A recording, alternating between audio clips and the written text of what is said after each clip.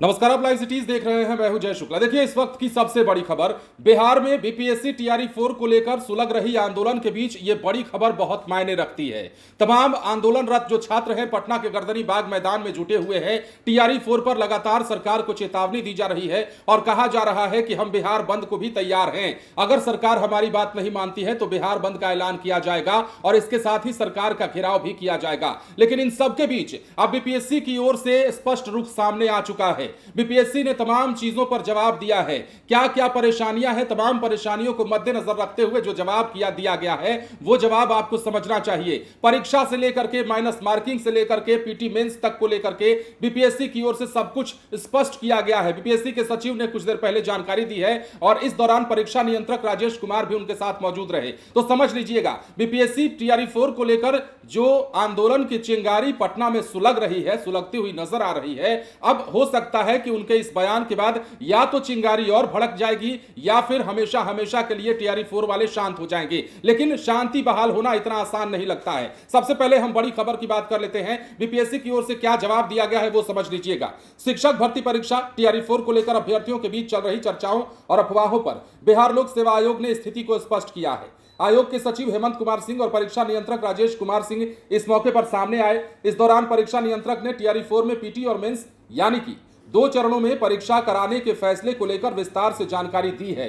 परीक्षा नियंत्रक राजेश कुमार सिंह ने कहा है कि टीआरई 4 में प्रारंभिक परीक्षा और मुख्य परीक्षा क्यों ली जा रही है, इसको लेकर कई तरह की बातें और अफवाहें सोशल मीडिया समेत अलग अलग माध्यमों से फैलाई जा रही है।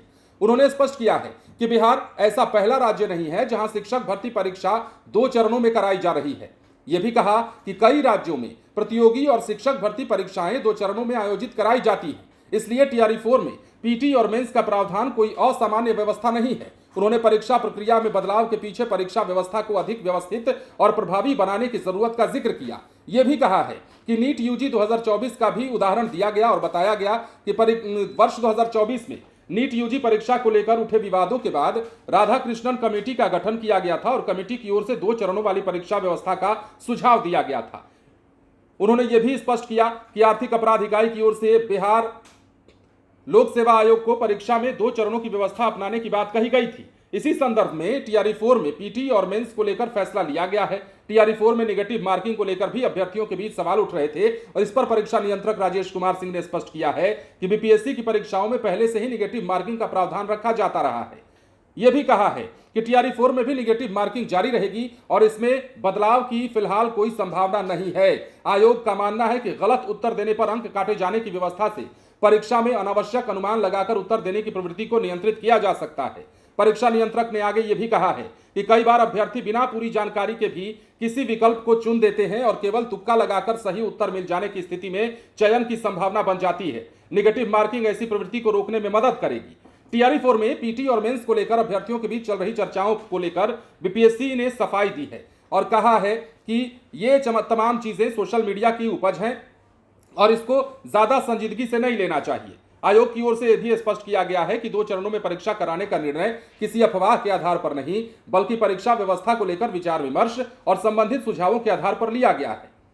इसी तरह से नेगेटिव मार्किंग को लेकर भी आयोग का रुख स्पष्ट है।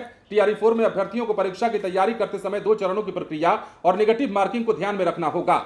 बीपीएससी अधिकारियों की ओर से दी गई जानकारी के बाद अब अभ्यर्थियों की नजर परीक्षा की विस्तृत नोटिफिकेशन, सिलेबस और अन्य आधिकारिक निर्देशों पर रहेगी। मतलब समझिए कि जो मांगे की जा रही थी, कहा जा रहा था कि 2 परीक्षाएं नहीं लेनी चाहिए, इन 2 परीक्षाओं पर आयोग ने साफ साफ कह दिया है कि भैया हम तो 2 परीक्षा लेंगे। और ये कोई नई बात बिहार के लिए नहीं है। बिहार के अलावा कई अन्य राज्यों में भी 2 परीक्षाएं ली जा चुकी हैं। शिक्षक भर्ती की परीक्षा को भी यहां पर पॉइंट किया गया है, पॉइंट आउट किया गया है और विभाग की ओर से साफ शब्दों में कहा गया है। विभाग की ओर से तो यह भी कह दिया गया कि अफवाहें फैलती रहती हैं, फैलाने वाले फैलाते रहते हैं, जब हाथी बाजार में चलता है तो 1000 कुत्ते भौंकते हैं, यह बात भी कही गई है। मतलब साफ साफ रुख अपनाते हुए बीपीएससी ने स्पष्ट किया है कि देखिए अब परीक्षा जो है होने वाली है, इस पर कोई दिक्कत नहीं है। लेकिन परीक्षा को लेकर जो भ्रामक स्थिति बनी हुई है उसको साफ शब्दों में बताया गया है, कहा गया है कि देखिए हम परीक्षा जिस तरीके से लेना चाहते हैं उसी तरीके से लेंगे और इसमें कोई बदलाव नहीं होगा। अब समझिएगा, टीआरई 4 अभ्यर्थियों के बीच कई दिनों से अलग अलग सवाल उठ रहे हैं। परीक्षा के पैटर्न को लेकर भी चर्चा तेज है। इस बीच बीपीएससी की ओर से यह सब कुछ स्पष्ट किया जाना बड़ी खबर माना जा रहा है। यह साफ हो चुका है कि अभ्यर्थियों को प्रारंभिक परीक्षा और उसके बाद मुख्य परीक्षा की प्रक्रिया से गुजरना होगा। आयोग ने निगेटिव मार्किंग को लेकर भी सारी बातें जो स्पष्ट की है हमने आपको बताया है। मतलब यह है कि टीआरई 4 में घोषित पदों की संख्या आगे बढ़ सकती है। शिक्षा मंत्री का बयान आपने कल सुना होगा। शिक्षा विभाग की ओर से रिक्तियों को लेकर प्रक्रिया आगे बढ़ाई जा रही है। अतिरिक्त पदों की घोषणा कब होगी, इस पर फिलहाल निश्चित तारीख नहीं बताई गई है। हालांकि शिक्षा मंत्री ने कहा है कि इसकी घोषणा कभी भी हो सकती है। मंत्री ने कहा है कि टीआरई 4 की अधियाचना बीपीएससी को भेजी जा चुकी है। अब परीक्षा आयोजित कराने की जिम्मेदारी आयोग की है। परीक्षा की तारीख और आयोजन से जुड़ी दूसरी प्रक्रिया बीपीएससी अपने निर्धारित नियमों के अनुसार तय करेगा। अब यह भी स्पष्ट किया गया है शिक्षा मंत्री की ओर से कि शिक्षा विभाग की भूमिका रिक्तियों को उपलब्ध कराने तक है। परीक्षा का पैटर्न, तारीख और आयोजन किस तरीके से होगा, यह आयोग के अधिकार क्षेत्र में आता है। इससे टीआरई 4 के अभ्यर्थियों के लिए तस्वीर कुछ हद तक साफ हुई है। एक तरफ परीक्षा प्रक्रिया में पीटी मेंस और नेगेटिव मार्किंग जारी रहने की बात सामने आई है, तो दूसरी तरफ रिक्तियों की संख्या बढ़ाने की भी बात सामने आई है।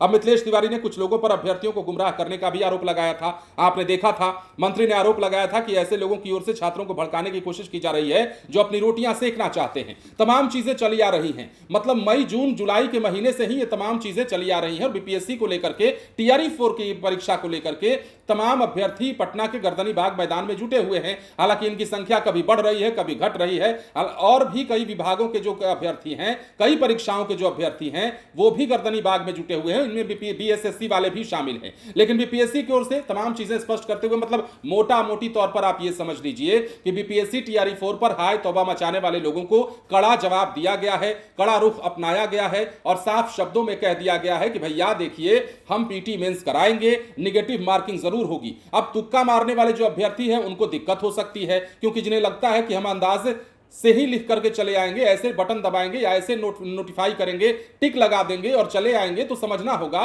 कि वैसे अभ्यर्थियों की में जो टिक मारने की प्रथा है, जो अंधेरे में तीर चलाने की प्रथा है, उस प्रथा को बढ़ावा नहीं देने का मन भी बीपीएससी ने बनाया है। तो समझ लीजिए, अब जितने भी छात्र आंदोलनरत हैं उनको इस बात से झटका लग सकता है, जो लोग ये इस पक्ष में थे कि बीपीएससी टीआरई 4 की परीक्षा में पीटी और मेंस से हमें ना होकर गुजरना पड़े, वैसे अभ्यर्थियों को झटका लगा है। जो अभ्यर्थी ये चाहते थे कि नेगेटिव माइनस मार्किंग ना हो इस परीक्षा में, उनको भी झटका लगा है, क्योंकि बीपीएससी का कहना है कि भैया हम माइनस मार्किंग रखेंगे। और माइनस मार्किंग रखने से होगा ये कि जो पढ़े लिखे अभ्यर्थी होंगे, जो जानकारी रख करके सामने परीक्षा देने आएंगे, उन्हें ज्यादा दिक्कत नहीं होगी। लेकिन दिक्कत उन लोगों को ज्यादा होगी जो लोग परीक्षा देने तो आते हैं लेकिन अंधाधुंध फायरिंग, कहते हैं ना कि हवा में जो फायरिंग की जाती है, अंधाधुंध हवाई फायरिंग की जाती है। हवाई फायरिंग परीक्षा में भी चलती है, और कैसे चलती है हमने आपको बताया है।